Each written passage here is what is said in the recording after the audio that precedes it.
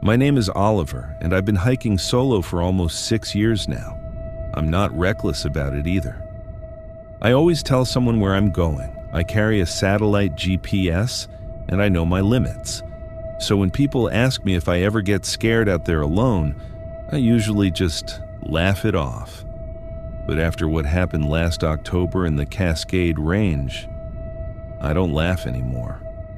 I'd planned a 3-day trek through a section of the Pacific Crest Trail I'd been wanting to check off my list. The forecast was perfect. Clear skies, mild temperatures, and the fall colors were supposed to be incredible. I started early on a Friday morning, the trailhead completely empty, which wasn't unusual for a weekday in October. The first day was exactly what I needed. Just me, the trail, and the sound of my boots on packed dirt. I made good time and set up camp near a creek around 4 p.m.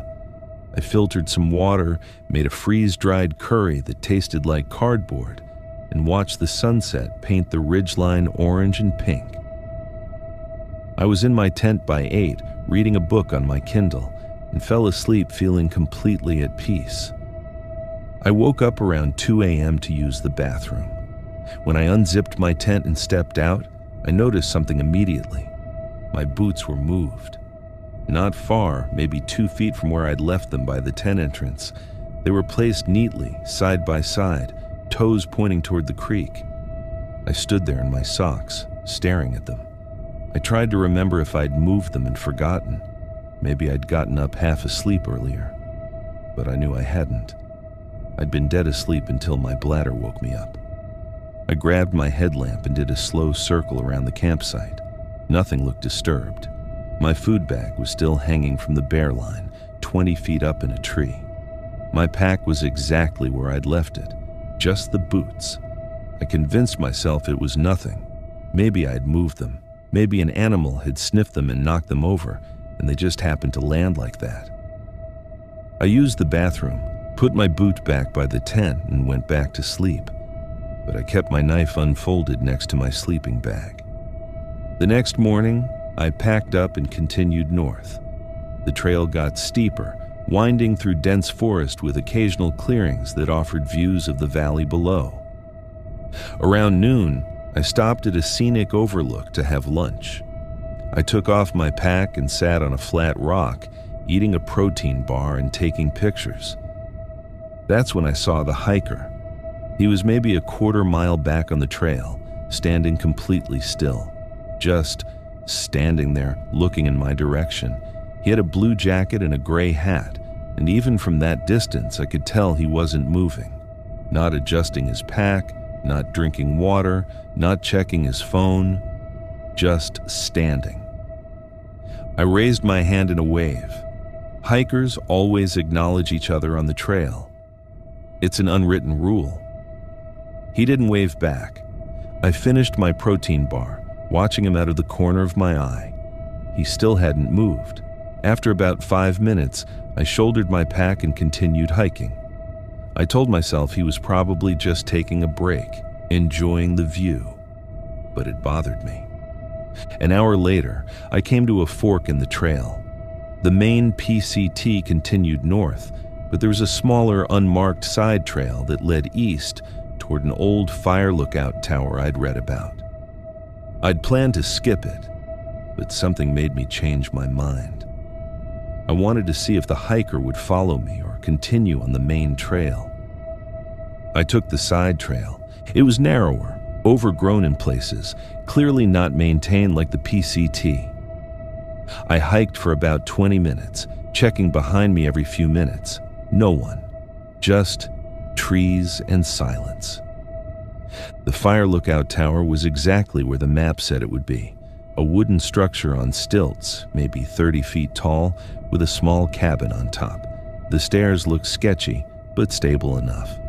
I climbed up, the whole thing creaking with each step. The view from the top was incredible.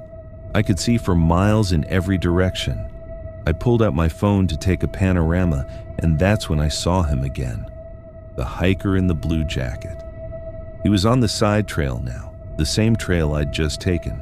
He was closer than before, maybe 500 feet away, and he'd stopped again, just standing there in the middle of the path, looking up at the tower. My stomach dropped. I watched him for a full minute. He didn't move, didn't do anything. Then slowly, deliberately, he raised his hand and waved at me. The same wave I'd given him earlier. I didn't wave back. I scrambled down the tower stairs and started hiking fast back toward the main trail. I wasn't running, but I was moving. My heart was pounding, and I kept looking over my shoulder, but I didn't see him again. When I got back to the junction with the PCT, I stopped to catch my breath. I pulled out my GPS to check my location and noticed something that made my blood run cold. According to the GPS, I was still on the main trail. It showed no record of me taking the side trail to the fire tower. The dotted line of my route went straight north on the PCT, no deviation. But I'd just been at the tower. I'd climbed it. I'd seen the view. I looked back at the side trail. The entrance was overgrown, blocked by a fallen log I didn't remember climbing over. There were no footprints in the dirt.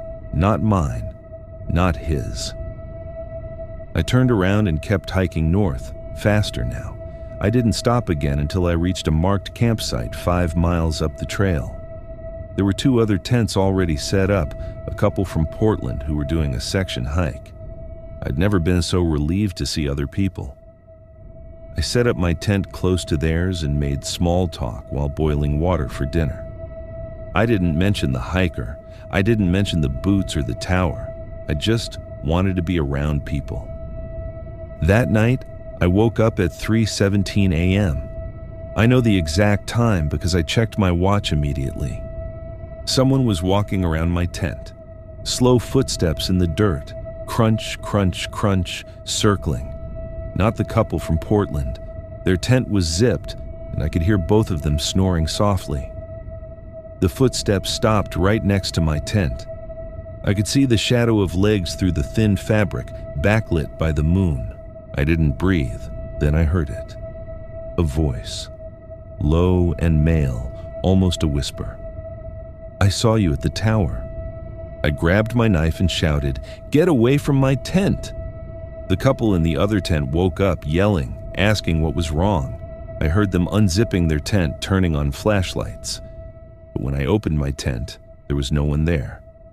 The couple, a man named David and a woman named Claire, both looked confused and concerned. They said they hadn't seen anyone. They asked if I was okay, if I'd had a nightmare. I told them someone was outside my tent. I heard them walking. I heard them talking. David walked around the campsite with his flashlight. No footprints except ours. No sign of anyone. Claire offered me some tea, and she said sometimes the woods play tricks on your mind when you're out here alone for too long. She said it in a kind way, but I could tell they thought I was losing it. I didn't sleep the rest of the night. At first light, I packed up my tent and told them I was heading back to the trailhead. I said something came up, a family emergency. They seemed relieved I was leaving, honestly. The hike back took me 6 hours. I didn't stop. I didn't look back. I just walked. When I got to my car, I threw my pack in the trunk and sat in the driver's seat for a solid 10 minutes before I felt safe enough to start the engine. I was about to pull out of the parking lot when I noticed something on my windshield. A small piece of paper, folded in half, tucked under the wiper blade. I got out and grabbed it. Inside, written in pencil, were 6 words. Same time next year. Blue jacket. I reported it to the ranger station. They took my statement, but I could tell they thought I was either making it up or had experienced some kind of stress-induced episode. They said they'd increase patrols in the area, but I got the sense they were just humoring me. I haven't been back to that trail. I haven't been solo hiking at all, actually. I've tried a few times, made it to the trailhead, but I can't get out of the car. Because here's the thing that keeps me up at night. When I got home and unpacked my gear, I found something in the bottom of my backpack that I didn't put there. A Polaroid picture, old, faded, the edges worn.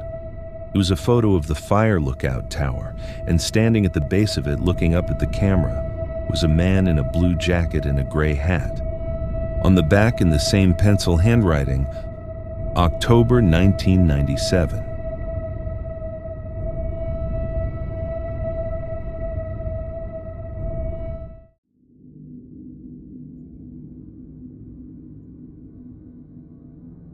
I run at night. I know that sounds stupid, especially for what I'm about to tell you, but I've been doing it for 3 years and never had a problem. I'm a software developer. I work long hours, and by the time I get home, it's dark. So I either run at night or I don't run at all. And running is the only thing that keeps me sane. I have a route I do 4 times a week, 5 miles through the green belt that cuts through the west side of town. It's paved, well lit in most sections, and there's usually at least a few other runners or dog walkers out there. Even at 9 p.m., I wear a headlamp, a reflective vest, and I carry pepper spray on my belt, though I've never had to use it. This happened 3 weeks ago on a Tuesday night. I started my run like always, stretching in the parking lot by the trailhead, checking my watch, queuing up my playlist. The temperature was perfect, mid-50s, and there was a light drizzle that felt good once I got moving. The first 2 miles were normal. I passed an older couple walking their golden retriever, nodded to another runner going the opposite direction, saw a teenager on a skateboard. Regular stuff. At the 2-mile mark, there's a section where the trail cuts through a tunnel under a highway overpass. It's maybe 50 yards long, concrete walls covered in graffiti, a few overhead lights that flicker but mostly work. I've run through it hundreds of times. As I entered the tunnel, I heard footsteps behind me. That wasn't unusual. Plenty of runners use this trail. But something made me glance back. There was a jogger maybe 30 feet behind me. Male, average height, wearing a black hoodie and dark pants, no reflective gear, no headlamp, just running in almost total darkness except for the tunnel lights. I kept my pace and exited the tunnel. The trail ahead curved right, following the green belt alongside a residential area. I could see porch lights from the houses through the trees. I ran another quarter mile and checked behind me again. The jogger was still there, same distance. I sped up a little, not dramatically, just increased my pace from an 8-minute mile to a 7:30. I'm a decent runner. I can hold that pace for a while. I checked again after another minute, still there. That's when I started to feel it. That cold feeling in your gut when something isn't right. I slowed down intentionally, dropping to a 9-minute mile pace, thinking maybe he'd pass me. Some runners are weird about passing people. They'll hover behind you awkwardly instead of just going around. He slowed down too, still 30 feet back. I stopped completely, pretending to tie my shoe, crouching down on the side of the trail. He stopped too. He didn't crouch, didn't stretch, just stood there in the middle of the trail, 30 feet away, facing me. I couldn't see his face clearly. The nearest streetlight was behind him, putting him mostly in shadow, but I could see his silhouette. He was just standing there. "You good, man?" I called out. He didn't answer. I stood up slowly. "Can I help you with something?" Nothing. He didn't move, didn't speak. I turned and started running again, faster this time. I pulled out my phone and opened it, ready to call 911, but I wanted to see what he'd do first. Maybe I was overreacting. Maybe he was just a weird dude who didn't understand trail etiquette.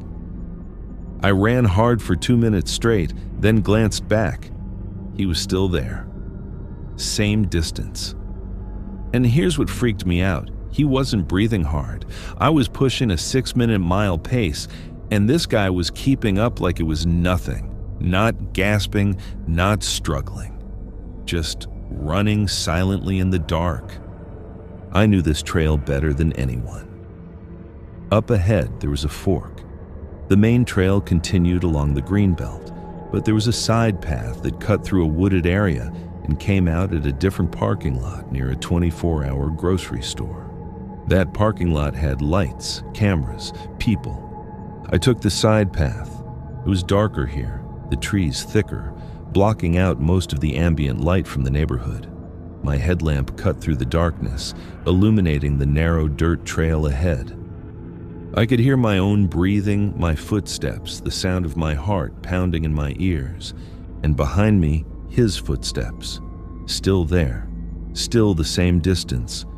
The path twisted and turned, and I lost sight of him around the bends, but I could hear him. Every time I thought maybe he'd stopped, I'd hear those footsteps again.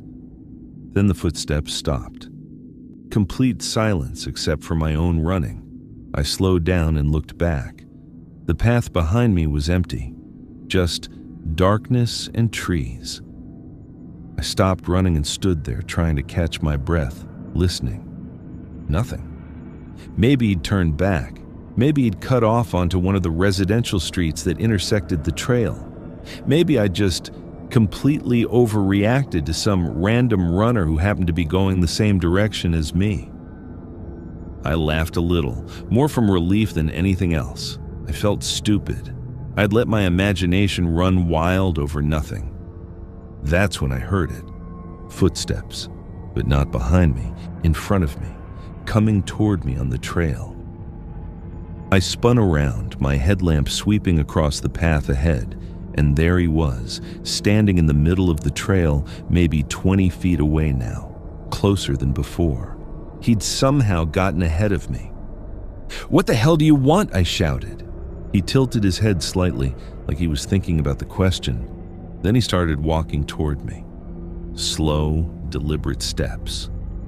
I backed up, pulling the pepper spray off my belt. "Stay back, I'm serious, man. Stay the hell back." He kept walking. I turned and ran. I didn't care about pace anymore, didn't care about form or breathing technique. I just sprinted as hard as I could back the way I'd come, back toward the main trail where there were lights and hopefully people. My lungs burned, my legs screamed, but I didn't stop.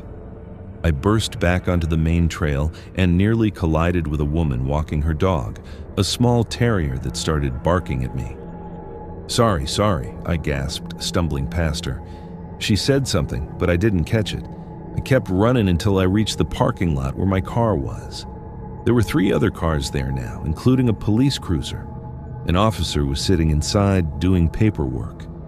I ran up to his window, and he rolled it down, looking annoyed at first, then concerned when he saw my face. "You okay, buddy?" I tried to explain, but I was breathing so hard I could barely get the words out. I told him someone was following me on the trail, chasing me. I told him about the jogger in the black hoodie who kept the same distance, who somehow got ahead of me. The officer called it in and asked me to show him exactly where it happened. We drove to the trailhead entrance for the side path, and he grabbed a flashlight from his trunk. I didn't want to go back in there, but I also didn't want to look like a complete coward. We walked the path together, the officer sweeping his flashlight back and forth. We went all the way to where I'd seen the jogger standing in the middle of the trail. Nothing.